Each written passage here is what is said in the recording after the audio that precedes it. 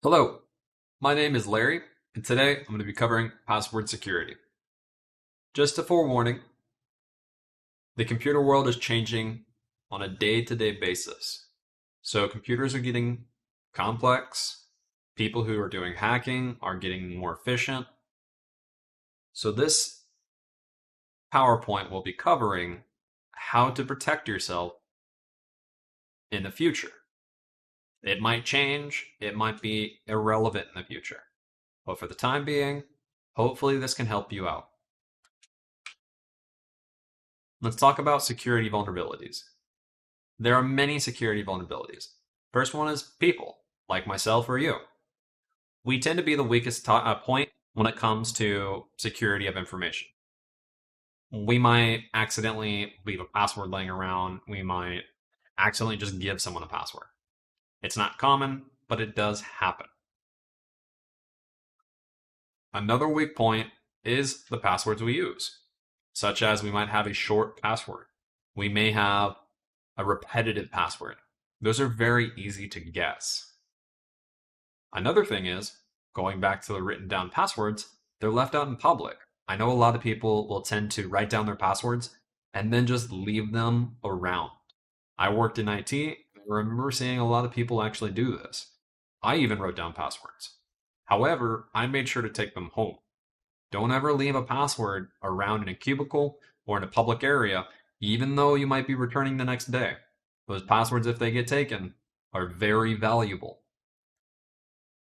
Another thing is we use the same passwords in multiple locations and accounts. It happens. It's very simple to remember one password for everything. It's such a nice thing. But it's also a huge security vulnerability due to the fact that if one place is hacked, they will then try everywhere with that same information to try and hack that. Try to stay away from it. I know a lot of people do it. I've done it very far in the past. But hopefully, this video will help you improve your abilities to create a password. Last thing is sharing information. This is not a common vulnerability, but we do tend to talk with people, and sometimes I don't know why, but maybe a password come out. For instance, you might be having someone log into something for you, or I don't know what. But that could lead to a lot worse.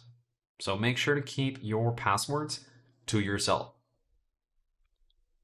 Here are some common passwords of 2019. They're very short, they're easy numbers, they're repetitive, such as most of these examples actually just contain the numbers from the number keys, and it's in succession of each other. The other thing is password tends to be a common password. It's not it's not a hard password. Everyone tries it. So try to stay away from these and try to not do repetitive letters, numbers, or even special characters. So here are some common guidelines that I would see when it comes to creating an account somewhere. And these will be the guidelines they give you for your passwords. They will request that you do a minimum of 8 to 10 characters. They may require you to include a lowercase, an uppercase, and even sometimes a special character. Here's an example. I used test example. I changed the A in example to an at sign. I changed the P to a capital P, and I also added 1 for the L. Last, I did the T, the very first T in test, and I capitalized it. It's not a complex password, but it's a long password. It doesn't have a lot of repetition. So this could be a good password.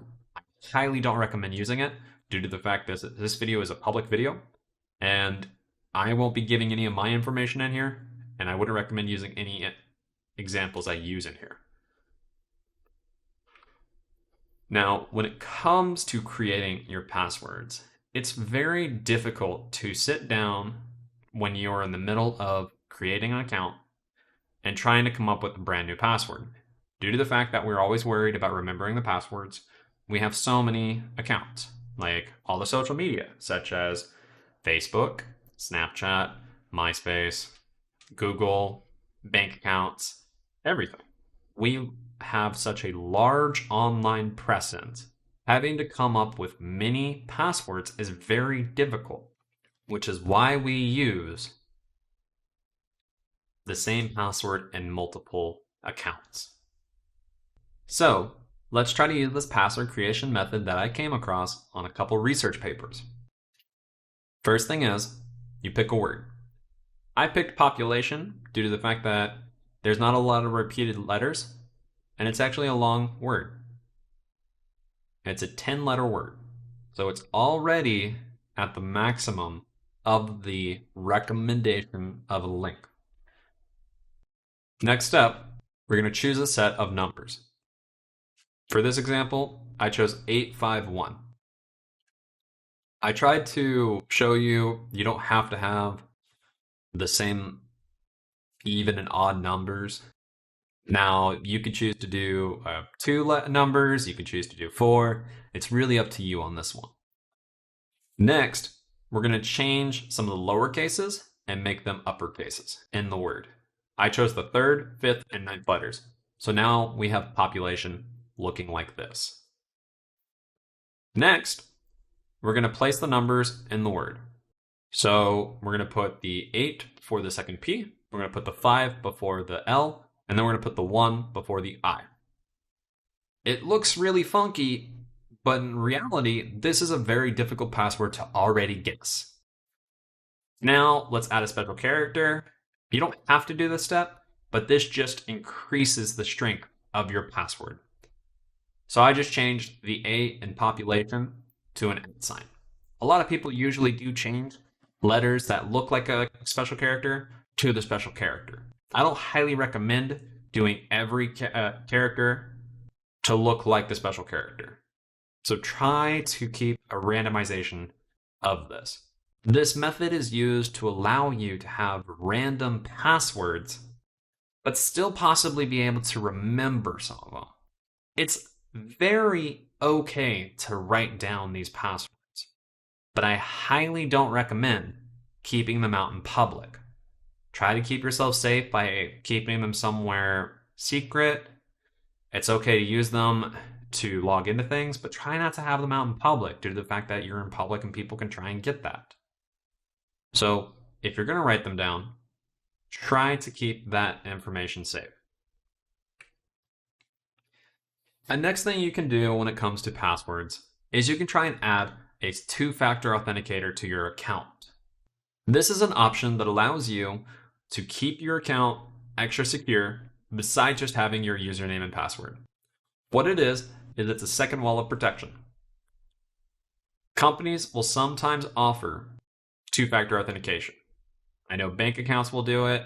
I don't know everyone that does. And then also, I know Google will offer two-factor authentication, and a couple social media might offer two-factor authentication. What they will do is they will contact you by email or text message to deliver a code that you will put in after you have logged in with your username and password. This code could be a 6-digit code, and it's never going to be the same. It's highly unlikely. But hey, it's 6 characters, there's a possibility. Once you have put in that code, you will then be allowed to log into your account, and it will take you to your information. Sometimes you can choose to have your account be remembered, but if you don't want this, it's okay. It just makes sure that your account is more secure. Again, it's not offered by everyone, but maybe it will be one day. Last thing, and hopefully this doesn't happen to you. Let's say you get hacked. It's a scary event to find out that one of your accounts got hacked. If it was a social media, if it was your email, even a bank account, all of that is very difficult to deal with. So the first thing we have to remember is to stay calm and collect our thoughts. Once we've done that, we need to inform anyone that it might impact, such as when it comes to social media or emails that get hacked. Those platforms allow us to save information or have connections that the people that hacked you can now use and claim to be you. The best thing to do is to protect your friends as well. so that they don't become a victim to this situation. Once you've taken care of that, make sure to go and change the password. If it takes a little bit of time, that does occur. I know for myself, I've had something get hacked, and it took about a week for them to get that taken care of. It was not fun. I had to cancel some stuff. Once you've actually done the changing of the passwords, make sure that you go change passwords in other locations if you use that same password with that email. Due to the fact that they were able to get into one location with that email and password combination, they will most likely try to find other locations you're using that. So you need to make sure to remove that possibility. Try not to repeat the whole using the same password everywhere. I know it's very easy to do, but try to use the new technique. I highly recommend it. Next, after you've done that, fix any damage, such as canceling any payments that were requested, canceling any wiring, canceling or having people know that you weren't the person that did it, even though you might have informed someone. Just make sure that everything has been covered for the damage that was caused. After that, hopefully it won't happen again. Hopefully everything was recovered or at least controlled.